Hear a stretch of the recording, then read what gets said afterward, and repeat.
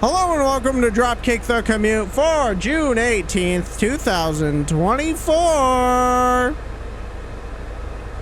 Hey, Galeer picked me up from his car, in his car. It's so hot out, dude. We had, the power went out at work, and also, statewide, 911 was shut down statewide. Oh my god. The purge almost happened, guys, but we're back, and I'm driving home, and it's hot out, and... Well, I'm glad you didn't die in the purge so that we are able to discuss, probably the best episode of Monday Night Raw for the year so far. Galeer, tell me your thoughts. Yeah, again, I didn't catch everything because, Hulu version, as I do so well. But I know that when I watch the Hulu version, the important stuff's included. And a good measure of it being a good episode on Hulu is when all the important stuff is actually good. Yeah. Like, everything was good. I was glued to this episode, like, start to finish. Hell yeah. We had a lot of shit happen. We had a lot of shit. I want to start off with probably the biggest thing of the night being the Wyatt Six making their debut. And it was so cool, man. So I thought it was goofy. Thinking about it from this perspective of... So, presumably it's like when the door opens, it's almost like a dream sequence type thing, right? It's all like supernatural and like, whoa, like crazy. Right. Like the door opens and we're like transported. Yeah. We've been led into the minds of the Wyatt family, but I just think it's really funny how you have Jey Uso standing on the barricade, yeeting, doing his thing, and then the lights go out, and then we are transported into the world of the Wyatt family. I'm perceiving it as like a dream sequence because they go back there. So Nikki Cross comes out in her Wyatt getup. She's like crawling from the door, goes to the lantern, and then she points. And our main man, Stu, walks to the back, and he's going through the hallway towards Gorilla, and there's bodies. Just bodies on the ground. And then they go into Gorilla, and this shit was so cool. Dude, it looked incredible. And it was like... It was literally like you were calling it a dream sequence, but it literally like felt like a fever dream. Yeah. So the gorilla position is all like destroyed, and there's sparks coming from the ceiling, and there's fog everywhere, and there's just so many bodies in here. We can name some of the bodies, like Carmelo Hayes was dead on the ground. We had Gunther dead on the ground. We had a few different people. But the way I've seen a couple different takes of like people pointing out all the bodies and stuff, but in my perception, in my opinion, I think they just needed bodies, right? So I don't think we should point out everyone who was dead, but the one that they did make a big point was when they walked past Gorilla, and in this hallway, Chad Gable has like a bullet hole in his head, and he's dripping from his forehead, and he's he's sitting on the ground. He was the only one in gear that was like dead, so that's why I'm thinking, oh, it should be a point for him. And Twitter went to fucking town with this one. Yeah, they were like, oh my god, this person's this. They're pointing out literally shot everyone. Yeah. Otis pulled out the gat. Otis. It was him. Otis's revenge. Uncle Howdy and the Wyatt Six had nothing to do with it. It was just Otis. No, but so the bodies are just lining the room, and we had I think the person who was sitting there, I believe it was Dexter Lumis, but I forget the character that he was supposed to be. The one that was the buzzard, Mercy the buzzard. Yeah, the buzzard, yeah. That's Dexter Lumis, and then the pig is Joe Gacy. Okay. And then, and then Eric Rowan's the rabbit. Yeah. So then they moved to the back, and you had Joe Gacy there in the pig mask holding a hammer, and at the end of the hallway is Bo Dallas standing there. He comes into camera, and his outfit is so sick, dude. Like, this whole thing is a love letter to Bray. Like, obviously, like, I think it makes sense. You know, we were questioning the timing of, like, oh, I don't know, they're waiting a long time, I don't know if it's gonna work, but it paid off, and it makes sense why they waited for Raw to do it, because you wouldn't have been able to do this at, like, Clash and shit, you know? There was already so much going on. Yeah. You know? I think it worked out. Yeah, the timing worked. The presentation is incredible. Uncle Howdy he's got Bray on his right glove, which is really cool. You know, they all have like, both to Brody Lee and Bray, they have these like love letters to them. So I just thought it was incredible. It was a perfect way to cap off a really good episode. You know, and also the end, the camera like follows them to the stage. It's really cool. It's really eerie. I was jumping up and down in my seat because this was just so cool. And then, you know, Uncle Howdy just says, "We're here," blows out the lantern, and that's the end of the episode. Yeah, and what a perfect way to cap off a really good episode. It really is, and I'm really excited to see what they do with them. Like, obviously, it similar to everything else on Raw. It comes down to booking. But the thing with this character and this family is, like, matches aren't really important. They're not going to be there for championships. They're going to be there for a weird supernatural, like, take, which we haven't had in a while. So, you know, that's the thing with WWE right now, is it's not really the matches that are all important. It's the stories. And I feel like that's kind of what WWE's always been. And this story in particular is going to be very interesting. Yeah, I think with supernatural stuff in wrestling, it's few and far between. But I think when it's really done right, it's so good. Yeah.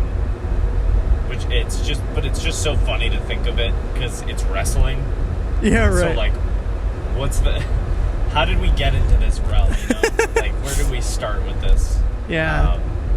It also, I mean, it really started with, like you think back to, like, The Undertaker, right? Like, just some random dead dude gravedigger that turned into, you know, what he ended up becoming, and he really set the tone for the supernatural stuff, I would say.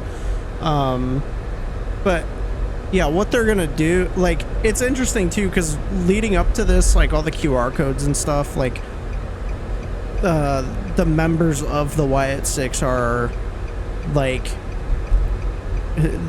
all the teasers talked about, like, betrayal and, like, oh, we're a family now, and, like, join us and all this stuff. So I was watching Weezy Blonde put out a video of, like, her take on it, and she was like, oh, it's all, like, betrayal, and, you know, they could go for Chad Gable, they could go for the Bloodline, they could go for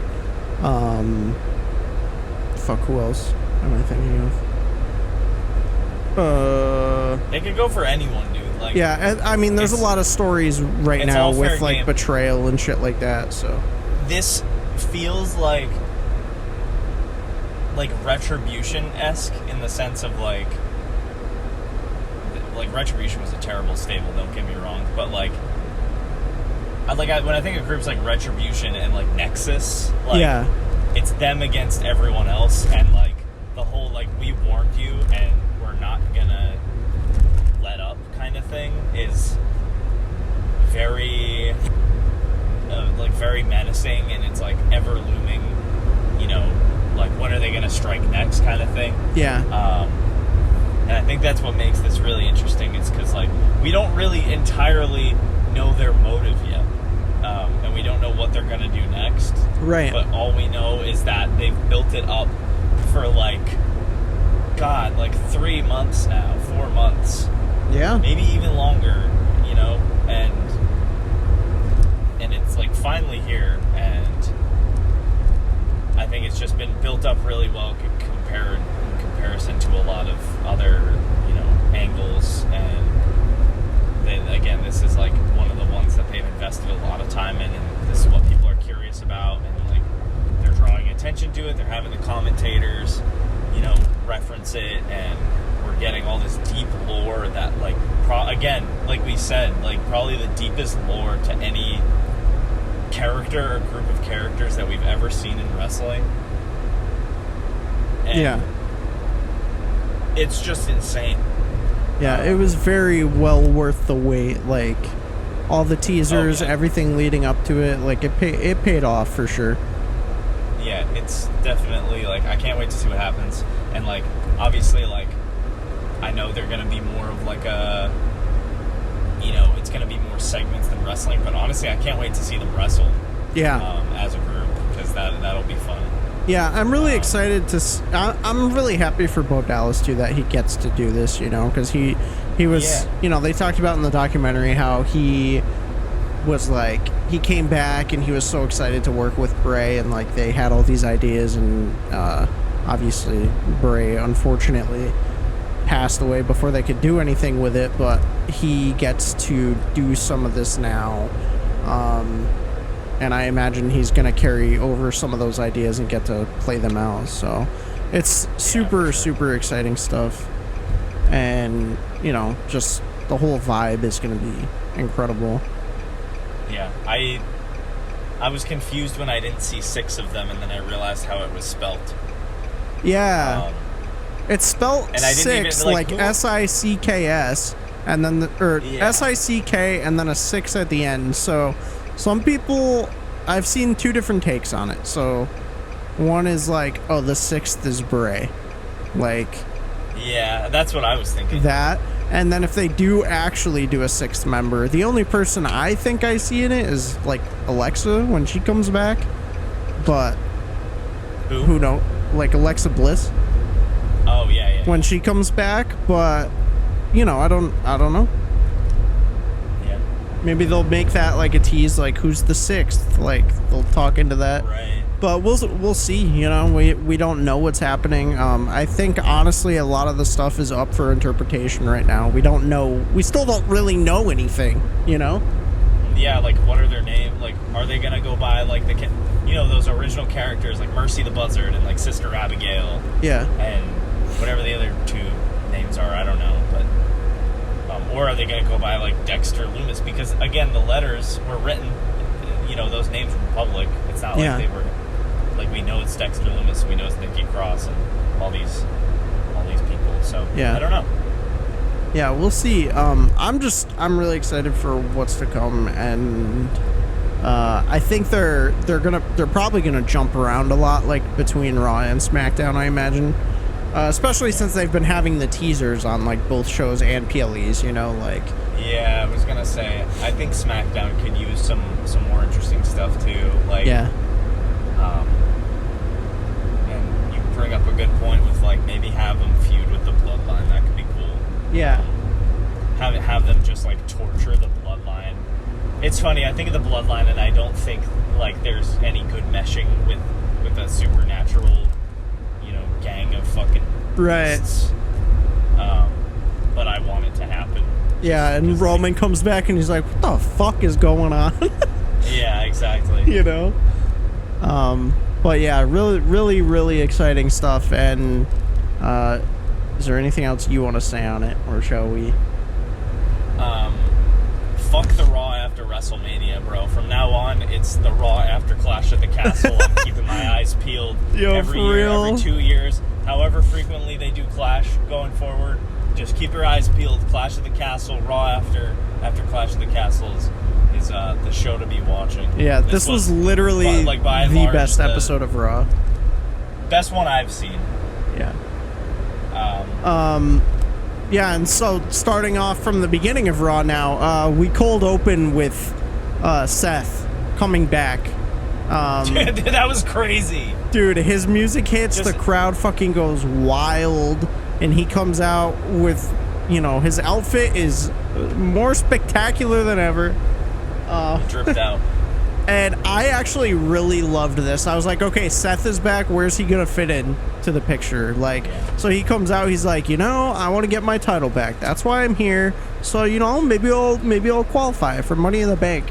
And then Damian comes out and he's like, yo, man, you don't need to qualify. I just want to do this. I want to do this with you and prove that I can elevate the title.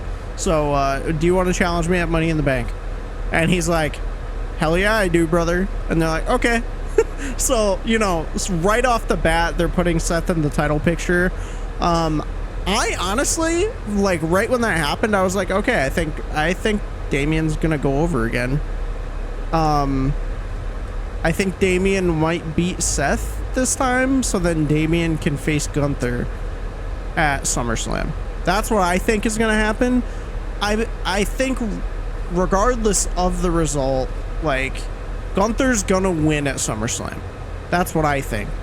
He's gonna have that title and elevate it to even higher. But I would rather see Gunther versus Damian over Gunther versus Seth. Or sorry, yeah. That's what I mean. Yeah, I think that's the move. I worry because Damian Priest, again, on paper, loses to Seth. Yeah. But, so then you're like, all right, well, how's he going to win? Is there going to be shenanigans? Yeah. Is there going to be interference? I don't want them to do a triple threat at SummerSlam with the three of these guys. We don't need that. I don't think they will. Yeah. But I don't think... I like Damian Priest winning, and I want that for him to prove that he can hang and that, you know, because he's been doing, again, each week he gets better and better, in my opinion. But if he wins with help from Judgment Day, that doesn't really, like... Yeah, it doesn't help his case. It doesn't give him anything because he's won... Every title defense has been won with something going on. Right. But also the thing is, like... he can do it without anybody, but, like... Yeah. I don't know. Also the thing is, like, last time they helped him, he didn't want their help.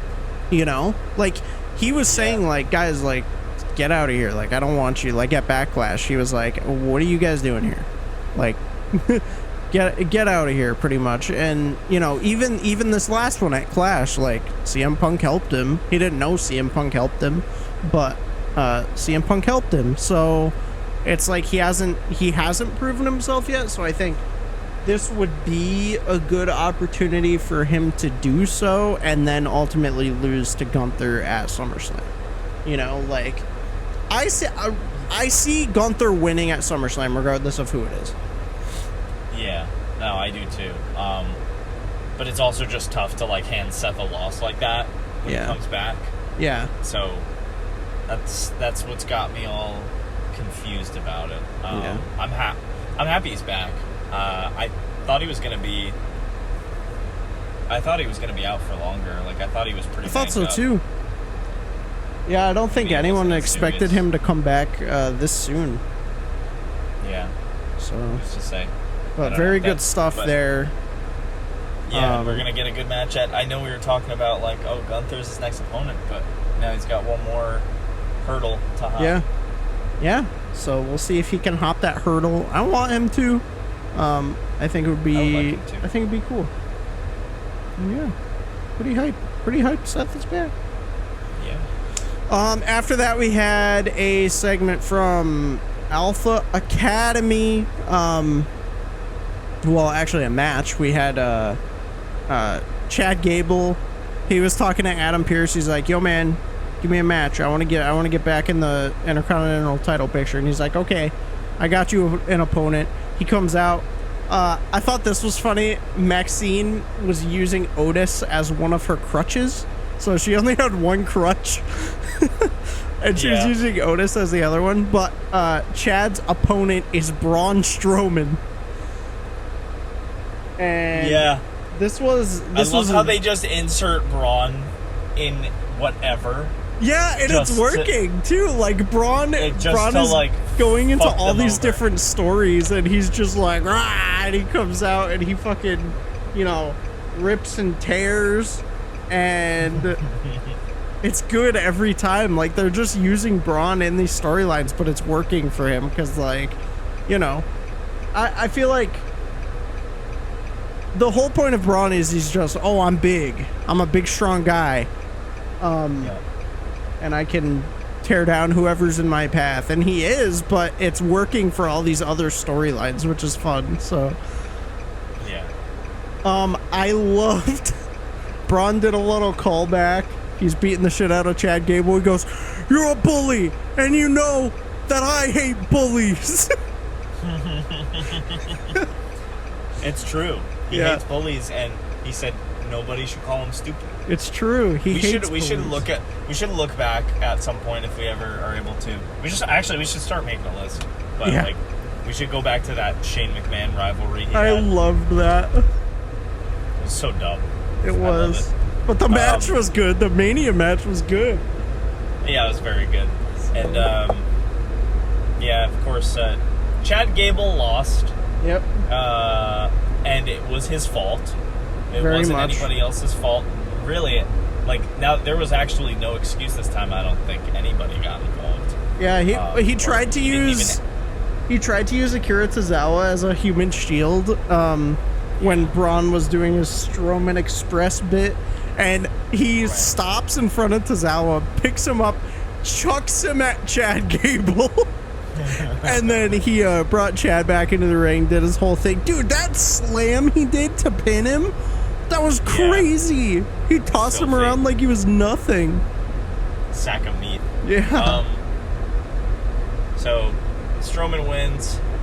Chad, once again, getting mad at Alpha Academy. It's everyone else's fault but his. And then Otis finally snaps. Yeah, man. He snaps. He shoves Gable into the corner. Crowd goes crazy. Rips his Alpha Academy shirt off. I think this should have happened at Clash, honestly. Yeah. To really, like, just give that more oomph. That crowd would have went fucking wild, man. Yeah. Well, and, you know, we got pretty close to it, you know, but could have been more. And I think this segment could have belonged on the pay-per-view. But regardless, it happened. And then later on, we go backstage to the Alpha Academy, and he's like, you know, fuck you guys. None of you helped me. And Otis is packing his bags. And he's like, what are you doing? And he goes, packing my bag. I'm leaving. And he said, wait, no. He's like, Family's not supposed to leave. Nobody leaves until I say. He flipped and started crying.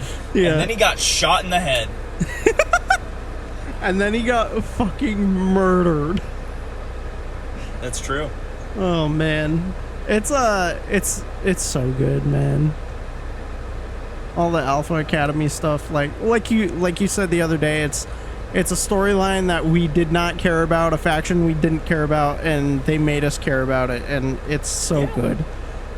That's all it takes, you know. So big ups to Otis. Let's get a good rivalry out of it. Unless Chad Gable's actually dead, then we can't do much with that. What if they storyline killed him right after he got a new contract? Yeah, right. He's just dead, and he's not in anything anymore. Yeah, that'd be good. We had Drew McIntyre come out to the ring. Everyone was thinking that he is gonna rip and tear through Raw, fucking wreak havoc, but no.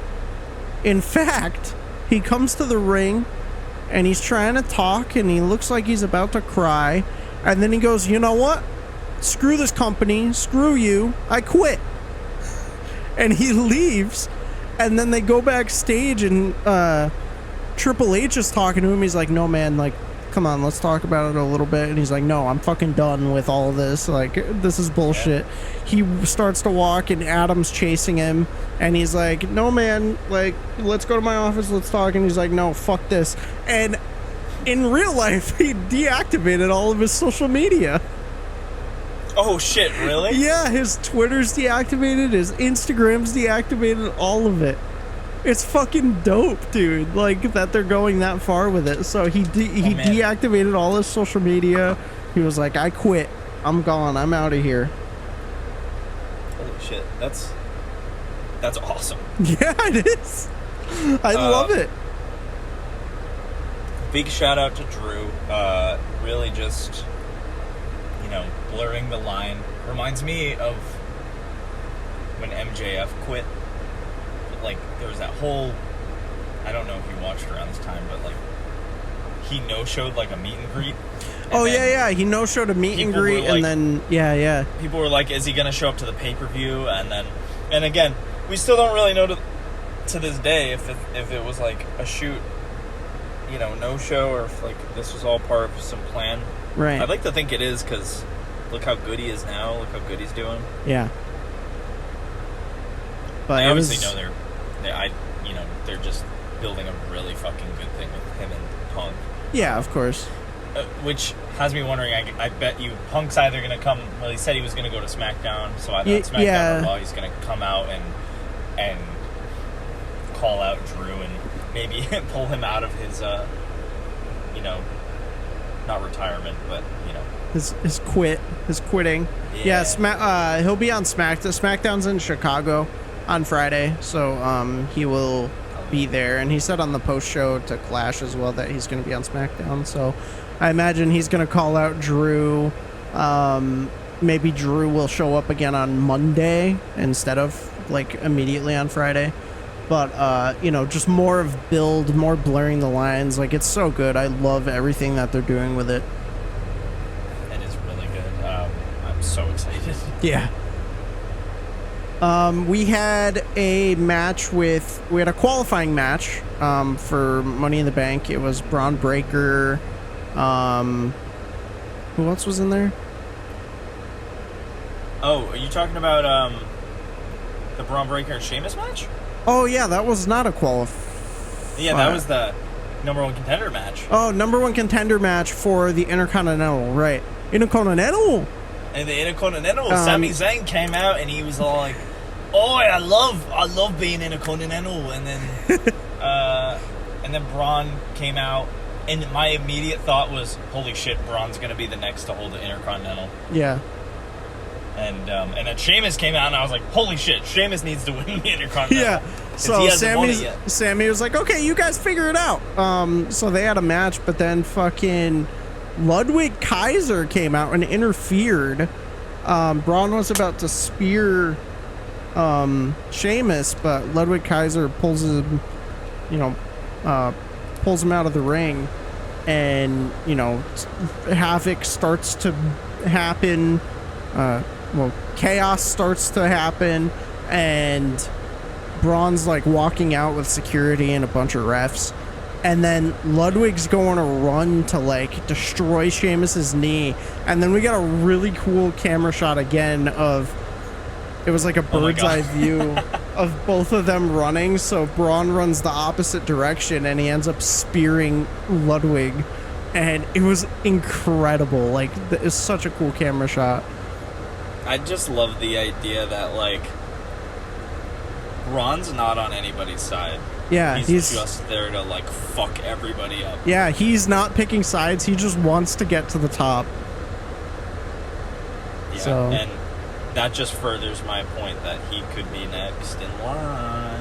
Yeah, I hope so, man. I hope so. It would be nice. It would be very cool. I mean, him or Sheamus would be nice. Like, yeah, it's all very good. But we'll wait and see. Is it for next week or is it for Money in the Bank? The number one contender was for Money in the Bank, but now that there wasn't a clear winner, we don't know what's going to happen next. So yeah, so we shall see. What do you think? Do you think Sammy will retain, or do you think it'll be time for him to let it go? I honestly don't know. Like, I would like to see someone else have it. Sammy's run so far, I mean, it's not bad, but he's just... I think it's been a good run. Yeah, it's been a good run. I mean, he's Sami Zayn. His promo is kind of the same every time, where he yells around the ring a little bit, and he's like, I love being Intercontinental Champion. I'm doing this for you guys, and all this stuff. I think it would be nice to see it change right now. his win at Mania was good, and his run has been good so far. You know, being involved with all the Alpha Academy stuff, his little rivalry with Chad. It's been good. I would like to see it swap to either Sheamus or Braun, but you know, we'll see what happens now. I'm happy Sheamus is back. I get a bad feeling though, like he's not nearly gonna be. I mean, he's already kind of not nearly as featured. Yeah. As much. I love Sheamus. I've watched Sheamus literally since he fucking debuted. Since day one. Yeah, literally since 2009, 2010, where I think, like, I want to say 2 months after he debuted, he beat John Cena for the WWE Championship, which was insane. Yeah. Even to me, as like a 12, 13-year-old, I was like, no way. Yeah. Because no one had ever heard of this guy. And you know, he's won several world championships. He's won Money in the Bank. He's a Triple Crown champion, I'm pretty sure. Like, he's done it all. Yeah. Let him have the Intercontinental. In the same vein, I would argue, say, give it to Braun too, but Braun also, I don't think he needs a championship to, like, he can just keep doing what he's doing for the most part, and he's getting over. Yeah, I don't think he needs it this early. Yeah. I would say maybe give it to Sheamus and then have Braun take it eventually, a little bit further down the road. Yeah, I can see that. But I don't know. Yeah, like you said, Braun's already over. I mean, he's just wreaking havoc every week. So we're getting going good on stuff. To the match. So yeah, I honestly, sadly, like with the tear that Braun has been on, and no one's able to stop him, I don't see Sami. Like, I don't see him slowing down to someone like Sami Zayn. I agree. So I think this might be it for him, unless someone, you know, again, unless the good old shenanigans come into play. Yeah. Speaking of shenanigans, of course. Oh no, I'm gonna be horny. Of course, Stop. Our ongoing bit with the Judgment Day and Liv Morgan was so good this week again. So at the beginning of the show, we were in the Judgment Day like clubhouse, and Dom's like, "Guys, I can't find my purple cow print jacket. Where is it?" And he's like, "I can't find it. I can't find my purple cow jacket." And they're like, "Well, I don't know. Where could it be?" And then, of course, Liv Morgan comes out during Zelina's qualifying match, and she's wearing the cow vest. And she looks hella goofy in it. Yeah, she does. It's like almost bigger than her. She's wearing a cylinder. Yeah, it's really funny. But she comes out wearing it, and Zelina's like, "Yo, what the fuck?" And then ends up distracting Zelina, and Io qualifies for Money in the Bank. Then the match after, Liv came out again wearing it, and she's like, "Guys, I have the vest." Look at me, everyone! Look at me. That's literally all it is. It's like, yeah, it's obviously like it's centered towards Dom, but she's also just kind of like, "Hey boys," yeah, pretty much. Like I'm distracting everyone, and then also you got that extra layer of we had Pat McAfee pull out the what's it called, the patastrator. The patastrator, and he broke down Finn grabbing the card, and he was like, "What's up with that?" And Finn's like, "I'm just trying to protect Dom. I threw that thing out." But now we're like, Liv, are we okay? Yeah. I don't know if you saw that. I just saw this clip on Twitter, but Zelina did like a little backstage segment. She's like, "Did you see that? Did you see that? Little thoughty two shoes came out, distracted me, so I couldn't qualify. So you know what? I'm just coming for your championship." Yeah, that's what I figured would be next, is like for her next challenger. She's gonna face Zelina. Yeah, dude, Zelina did a 619 to Io's leg. That shit was sick. It was so cool. Zelina, kind of underrated. I agree. She doesn't do a whole lot, but underrated wrestler. Yeah. I think a lot about her match in Puerto Rico. So Rhea. good. Yeah. Really good, and should be a fun little match for Liv and Zelina. But Yeah. I almost wonder, because now this is the first. Well, not the first. It's kind of like the first title match really since things have started heating up. So I wonder if Dom's gonna play a role in this. Yeah. And like, is it gonna be like kind of subtle because Judgment Day is involved somehow, or is it just gonna be like he's here Right. to either help her win or help her lose, and he's gonna help her win again, and like, and I wonder where it's gonna pay off, you know? Yeah, there's like, I wonder where it's gonna end up. I'm like scared. I'm nervous for little innocent baby Dom. Like, he's in the middle of all of it. He's gonna become corrupted, as if like Rhea didn't already corrupt him. Yeah, right.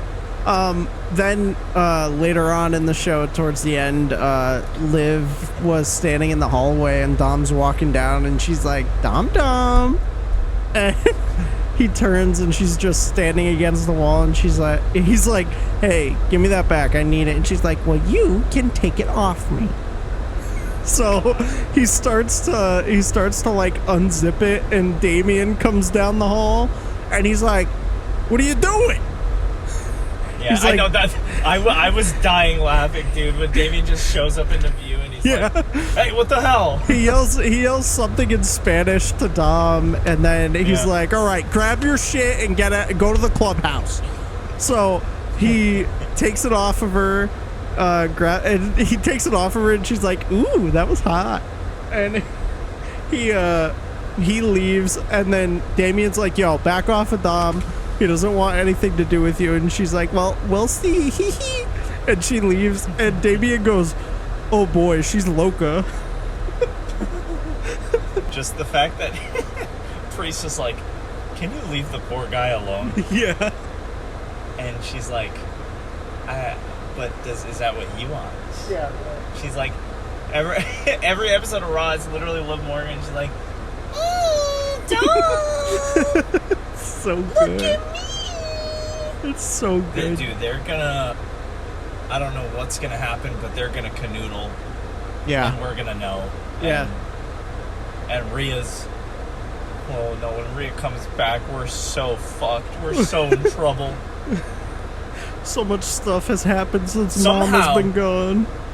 I thought this might ruin Liv's title reign to have it kind of be focused on this, but you know what? I don't feel like it is. Oh, not at all. I think it's, we're gonna remember this. For sure. That's what it really comes down to. Are we gonna remember this? And are we gonna have custody of Dom? Everyone's talking about it. We gotta do it. I really hope to God we get custody of Dominic ladder match, Rhea Ripley, Liv Morgan. Hang Dominic from the top of the... Did you see the thumbnail that I did for that video? I did. Tie him up. Tie him up like a pig. Hog tie him up and save him. Yo, if Darby could hang there for 12 minutes or whatever, Dom can. Exactly. That's what I'm saying, brother. And then quickly covering stuff from the rest of the week, because this week was fucking packed with wrestling, so nearing the end here. On NXT tonight, Cody announced last week that we're gonna have a 20-man battle royal to determine the number one contender for Trick's next opponent, and he specifically said you never know who's gonna show up from other locker rooms. So everyone's we're getting a Forbidden Door TNA NXT Battle Royal. Everyone is wanting Joe Hendry to show up. I think that would be very fun. The crowd would pop like crazy. Say his name and he appears. It would be so good, you know? Oh my god. This is like a world I never thought we would be. It's crazy, man. Yeah, it really is. And I'm here for it. Like, especially TNA of all promotions. I don't know, like 10 years ago they were like the biggest competitor. Yeah. It was So- just very, very unexpected, and it's so great that it's happening, and it just opens so many possibilities. Going to TNA had a pay-per-view on Friday. They had Against All Odds in Chicago.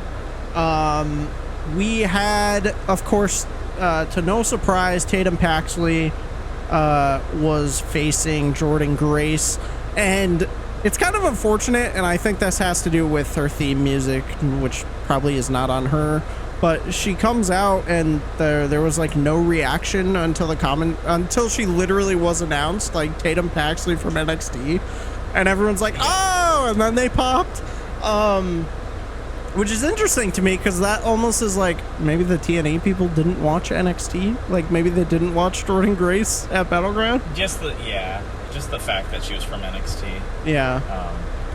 But you know, a big deal. Tatum Paxley. It was an interesting chemistry because Jordan Grace has never really fought anyone that is like weird like Tatum Paxley. Like she was meant to, you know, she's presented as like this weird individual. Her character is a weirdo. Yeah. So it was a fun match. Obviously, Jordan Grace retains, but it was good. It was fun to see. And then on the same pay-per-view, we had Matt Hardy facing Moose for the World Championship. Absolutely crazy match, man. Yeah, I didn't get a chance to catch it, but I did see highlights. Yeah. I saw Rebby showed up. Yep, Rebby showed up, and Rebby showed up, and everyone kind of was getting involved, you know. Yeah. The Nemeth boys, right, and then like the system.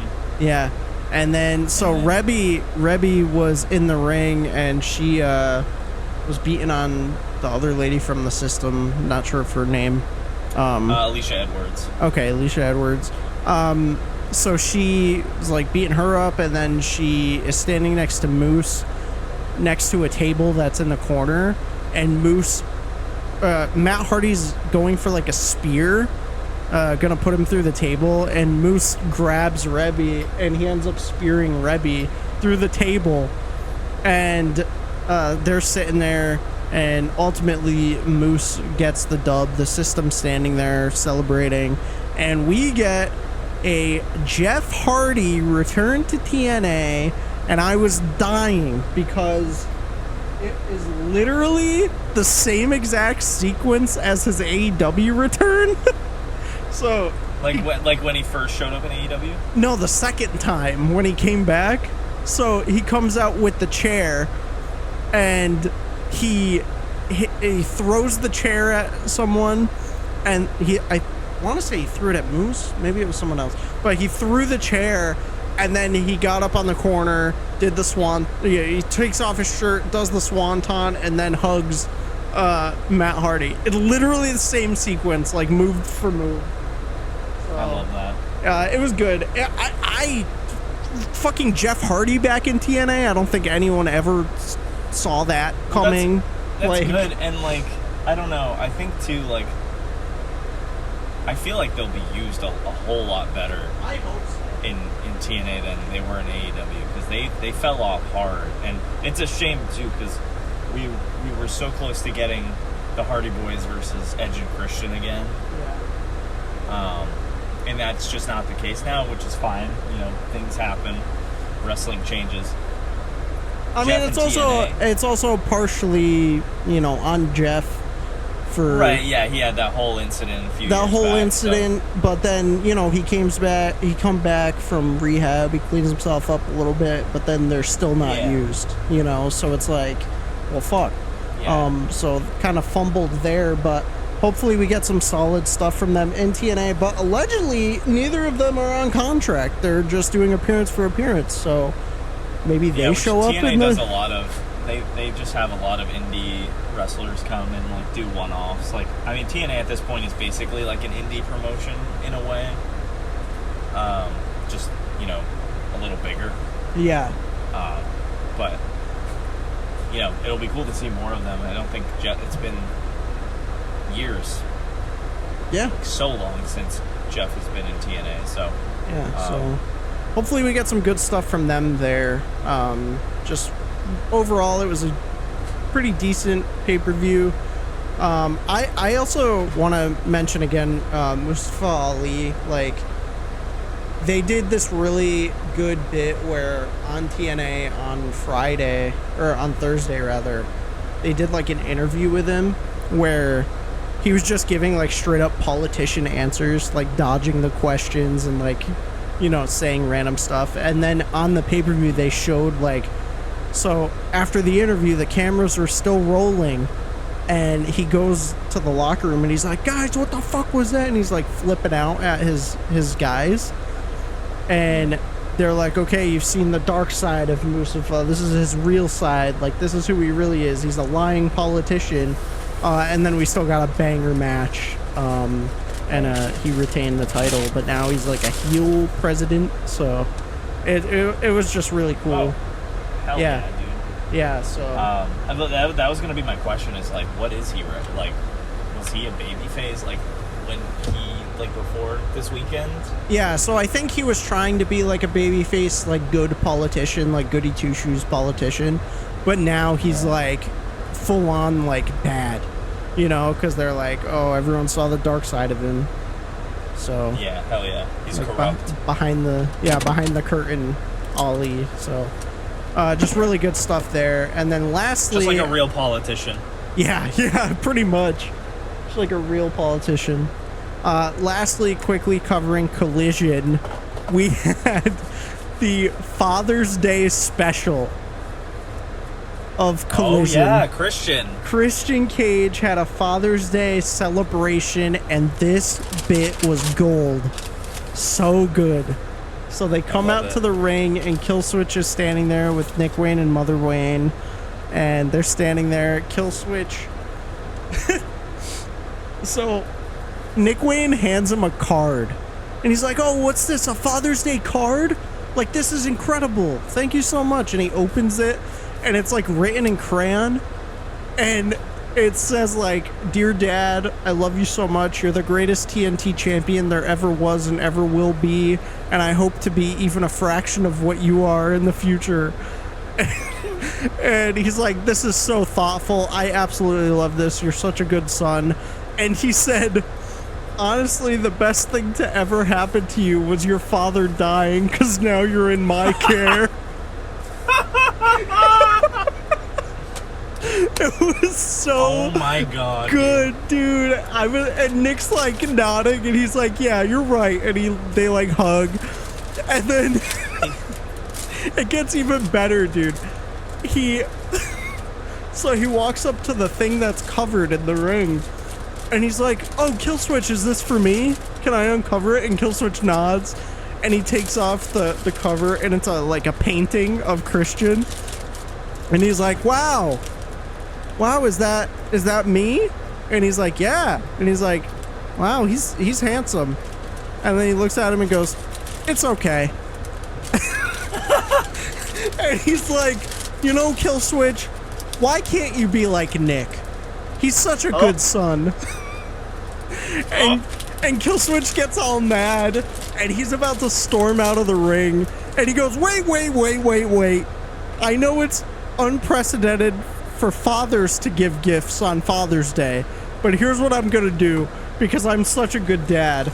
I got us a trios match for the trios titles."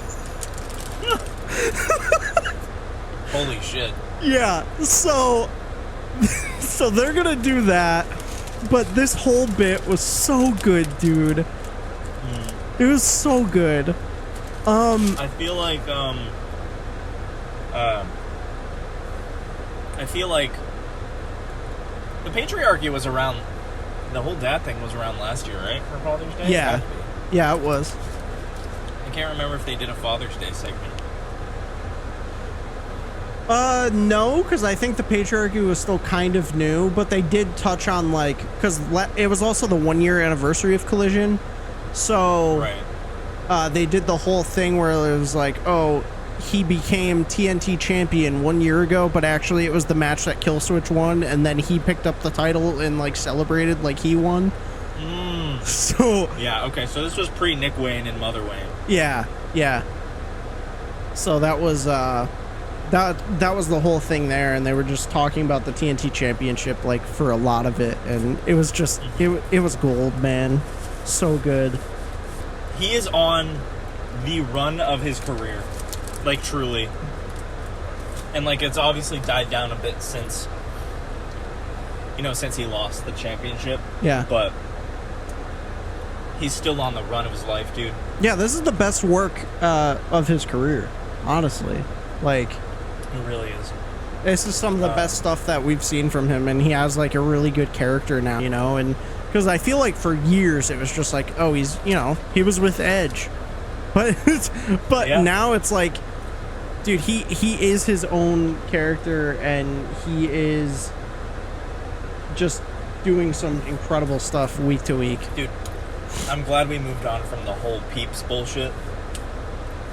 His fans are his peeps. Get that shit out of here. Yeah. Fuck you, your dad's dead. I'm your father. Yeah. It's just so brutal. Yeah. And I love it. I just love his bit that he does every show where he's like, shut up so I can conduct my business. I love that bit. I didn't think he'd be so good at being a heel. Yeah. By himself. Yeah, but he's doing it. He commands a crowd, for sure. Another just quick match. We don't have to go too deep into this, but we had Thunder Rosa versus Deonna Purrazzo in a no DQ match, and there was a spot here where Thunder Rosa used the table as a ramp, and then she drop kicked Deonna Purrazzo wearing a trash can in the corner, and that was brutal, dude. Holy shit. Yeah, it was crazy. She sprints up the table and did the drop kick, and it was rough, but this was a good match. Unfortunately, Thunder Rosa didn't win, but yeah, she did not win. Deonna went over in this one. Man. Yeah, but Thunder Thunder Rosa looked like, I don't know, she had the upper hand the whole time until the end, and the finish was a little wacky where Thunder Rosa was on the bottom rope, and then Deonna grabbed the camera from the cameraman and hit her with it, and the camera broke, and then she was out cold, and I was like, how is that gonna make her out cold when you just did a pile driver to her in the middle of the ring? Right. She lands on her head, gets up, and then the camera knocks her out. I thought it was a little goofy, and it wasn't a big camera. It was a DSLR. Yeah. So that's I don't wrestling know. For you, though.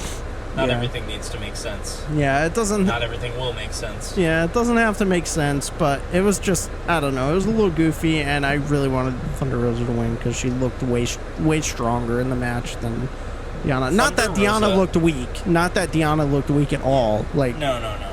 But Thunder Rosa has a great track record in no DQ, street fight matches. Yeah.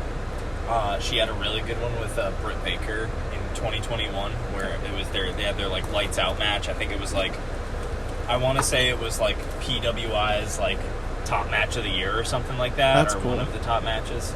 That's a match we should watch too. But yeah, she that was when she was on the up and up too, and the come down's very sad for Thunder Rosa because we all know what she's capable of, and we all know she can do a whole lot more than respectfully lose to Deonna Purrazzo, who I also think is a great wrestler. And they've been feuding for a few months now, so I get it, but still. Yeah. Doing her dirty. Yeah. And then the last thing I just want to cover from Collision is we had a possible Buddy Matthews write-off from TV. So what happened was they were in a trios match, House of Black, and he did a Meteora from the top rope and landed on his knee really wacky, and he was genuinely in pain because the doctors ran over pretty immediately. So he did the Meteora, tags out, and then he's on the outside of the ring, and the doctors are looking at it like it was legit, and he ended up getting walked out of the match. And it looked legit. Obviously, who knows really, but it would suck to have him added to the injured list. Yeah. But so it was the number one contenders match for the trios titles. So they're gonna face the Patriarchy. But what they did was the House of Black won even after he got walked out. So Yeah. Malachi gets the pin. He gets walked out, and then they have a segment after where Christian is standing in the back and he's like, congratulations guys, like you're gonna face us to figure out the trio's number one contender match. And Right. he's like, but there's one problem, you're not a trio anymore. And it cuts to Buddy Matthews on the ground, implying that he just got concertoed. And then Christian throws the painting onto him that Killswitch made. Gave him, Yeah. Killswitch. Yeah, so it is assumed that, you know, he's going to be off TV for a while now because he just got concertoed. So I'm wondering if that was like an audible that they called right then and there. Yeah. If so, props to them. Like, if they had I was gonna say, I'm like, so I'm watching the clip right now Yeah. of the Meteora, and like high key, it doesn't look. It looks like it was a planned spot because I'm looking at him. He's coming down, and like he reacted almost immediately. Like I want to even say before he even hit the ground, he was like selling the knee. I don't know, but people are also, I don't know, the way he like comes down, it doesn't even look like he's really coming down too hard on them. Yeah. People, there's a lot of mixed feelings though about this on the internet though. Yeah. People are like, oh, that was a nice little audible they called. Yeah, if it was an audible, then props to them. If not, though, like, he sold the fuck out of it. You know? Yeah, I mean, I guess, yeah, we'll find out. And Buddy Matthews is a great wrestler. You know, great wrestler. Great fiance to mommy. Well, Oh, God.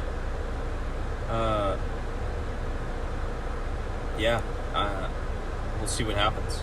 yeah, so... Wait, he has a shirt. He has a shirt on Pro Wrestling Tees that says, I'm your buddy. That's so funny. I love that. Anyways, yeah,